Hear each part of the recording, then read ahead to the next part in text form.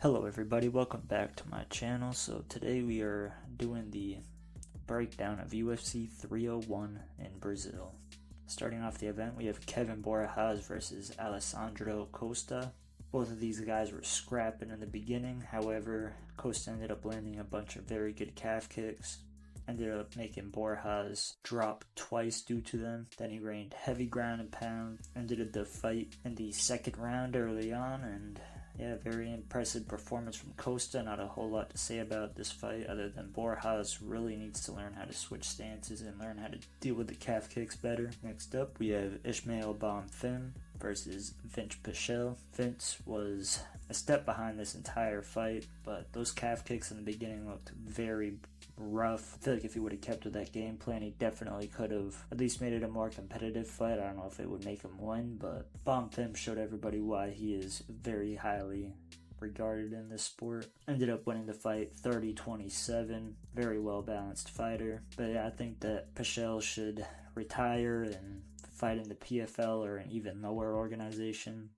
Because he could definitely beat a lot of these guys, but the UFC is just a different level, and I don't think he's really cut out for the UFC at this point in his career. He's in his 40s, and like I said, he just looked like a step behind, but he is still a pretty solid fighter. Next up, we have Barbosa versus Ernesto Carachete, and this fight was pretty shete, to be honest. Ernesto did get cracked with his straight and got wobbled a few times, but Barbosa really pulled away with the grappling and really showed everybody why she was an Olympic wrestler. But she had very good takedowns, and Ernesto didn't have a whole lot for her in that regard, but on the feet, Ernesto was definitely the better striker. But yeah, Barbosa is very strong, as you can tell just by looking at her. Wouldn't call it a robbery with Barbosa winning the or the unanimous decision, but I feel like it was a little bit closer of a fight than a unanimous decision. Ernesto definitely had her moments on the feet. She stuffed quite a few takedowns, and yeah, it wasn't the worst fight, but it's also not a fight I would recommend going back and watching. But this next fight I would definitely recommend watching if you didn't catch it, which is Mauricio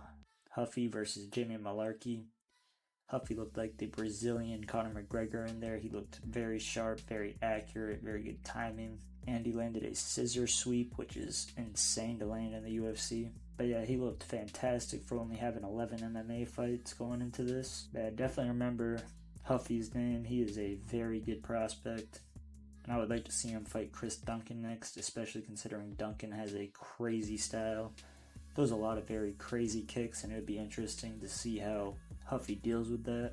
But yeah, I ended up getting Jamie Malarkey out of there about halfway through the first round, so it's not a long fight, and like I said, I would definitely recommend watching this if you missed it. Next up, we have Jaquan Silva versus Drakkar Klose. This was a pretty boring first two rounds, but the third round was honestly a banger. Saw Drakkar Klose pick up Silva when he went for a guillotine and slam him going backwards. Made Silva land on his head, but Klose definitely won this fight by unanimous decision with control time in the clinch, which is why the first two rounds were so boring. But Klose did land a lot of good shots. You could argue Silva won this fight, but in my opinion, Klose definitely won this fight. Next up, we have a pretty decent fight. We have Elvis Brenner versus Mektabek Orolbai. Elvis is very tough, but Orolbai is very tough as well, very strong, very heavy hands. But Brenner has extremely underrated grappling. He trains with Du Bronx, so yeah, he has probably the best training partner to train with in that respect. But Orolbai's fight IQ was definitely questionable. He had Brenner hurt multiple times in this fight, but ended up going for a takedown instead of trying to go for the finish. Orolbai did get a point taken for grabbing the cage during the takedown attempt from Brenner, so that honestly could have threw the fight in Brenner's favor. But considering it was unanimous decision for Orolbai, that probably wouldn't have done much. But Orolbai ended up making that point deduction kind of null with a big knockdown at the end of the fight in the last 5 to 10 seconds. But I do think that a more experienced fighter with equivalent skills could definitely give Orolbai a run for his money, if not beat him. And next up, we have Carolina versus Yasmin Lucendo. Lucendo was definitely the faster fighter. She had the heavier hands as well as the better footwork. Carolina really showed her age in this fight, and it was just the age gap was the story of this fight. Lucinda is the youngest fighter in the division. She is only 22 years old, and Carolina is in her late 30s. So yeah, I think it's about time for her to hang it up, or at least think about hanging it up. She's been in the sport for a very long time, and she is a very tough fighter. Not to take away too much from her or be disrespectful, but yeah, other than her toughness, she doesn't have much going for her. She has really slow hands, very slow kicks, terrible footwork, and yeah.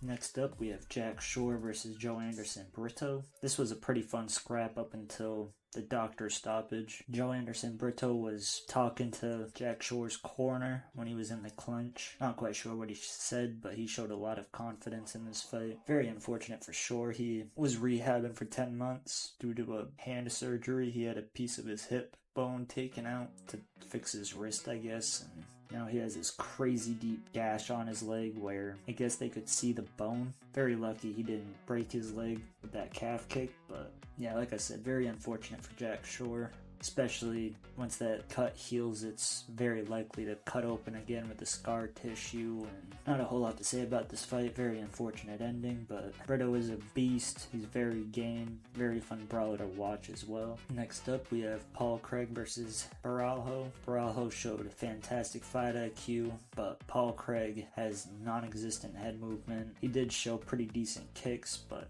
horrendous boxing. He threw less than a handful of punches, and he did land a pretty good straight, so I don't know why he was so hesitant to throw the hands, other than the fact that Barajo was piecing him up every time he tried. Every time he threw a kick as well, Barajo was landing a hard straight to the chin. Barajo did end up getting the crazy knockout, ended up knocking the Bear Jew out stiff. He could have threw a couple follow-up shots before the ref got there, but it's nice to see not every fighter jumps on that opportunity, especially with a knockout as rough as that was. Yeah, the fighting nerds reign supreme. John Jones would love Barajo's free throat tattoo. That's a very strange tattoo to put on yourself, especially considering he has a wife, so yeah, very strange. Next up, we have Michelle Picheta versus Ihor Pretoria.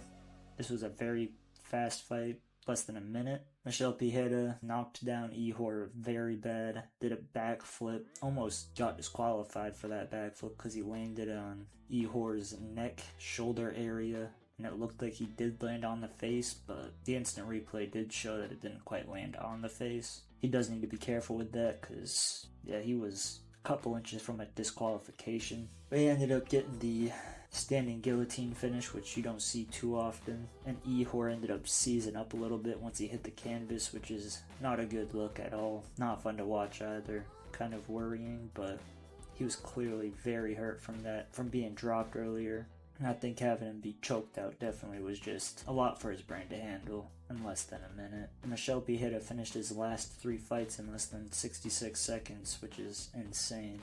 And next up, we have Anthony Smith versus Vitor Petrino. Anthony Smith shocked a lot of people. I lost my mind when he got the guillotine. Vitor Petrino was piecing him up on the feet, went for a takedown, got a little too confident because he was dominating Anthony Smith up until the takedown. And that was the beginning of the end. Anthony ended up getting the very tight guillotine and made Vitor tap out very quick, and yeah, it really showed the difference in experience with 57 fights, which is a ton in MMA. And Vitor only had 11 fights, so yeah, like I said, the experience was the biggest factor in this. I feel like if Vitor Petrino had a couple more fights on his record, he would be a little less confident going in, especially going for a takedown against a guy as good on the ground as Anthony Smith is. And the experience played a factor in this next fight as well, with Jose Aldo, the King of Rio, beating Jonathan Martinez. Very fun scrap. Jose Aldo showed how much he worked on boxing. He showed up in great shape. He was landing very heavy punches, very heavy kicks. Showed very good defense as well, and I wouldn't be surprised to see him take out a few more ranked guys. I don't know if he'd ever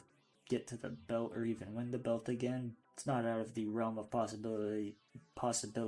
Crazier things have happened. Showed everybody why he was undefeated for 10 years, why he is the first ballot Hall of Famer. And in case you forgot, Jose Aldo showed everybody why he is called the King of Rio de Janeiro. Next up, we have Alexandre Pantoja versus Steve Erceg. This was a pretty dominant fight for Alexandre Pantoja as far as the grappling goes, but on the feet, Steve Erceg really showed that he was the better striker. Pantoja kept charging in with his head forward, and he kept getting tagged with elbows, left hooks, and straights. If the fight stayed on the feet, Steve Erceg definitely would have won this fight, but Pantoja showed everybody that he is the champion for a reason. Very good at mixing it up, very tough fighter. Showed a ton of heart, a ton of grit, and he was bleeding very bad from one of those elbows. There was also a head clash in the first which cut open Steve Erceg, but he took it very well, so there's not a whole lot to say about that. But yeah, I wouldn't be surprised to see Steve Erceg fight for the belt again in a year or two after he gets a few more wins. He didn't take a ton of damage, so I don't think that there should be a big layoff for him. But yeah, crazy performance from Pantoja. He showed the grit in the 5th round. He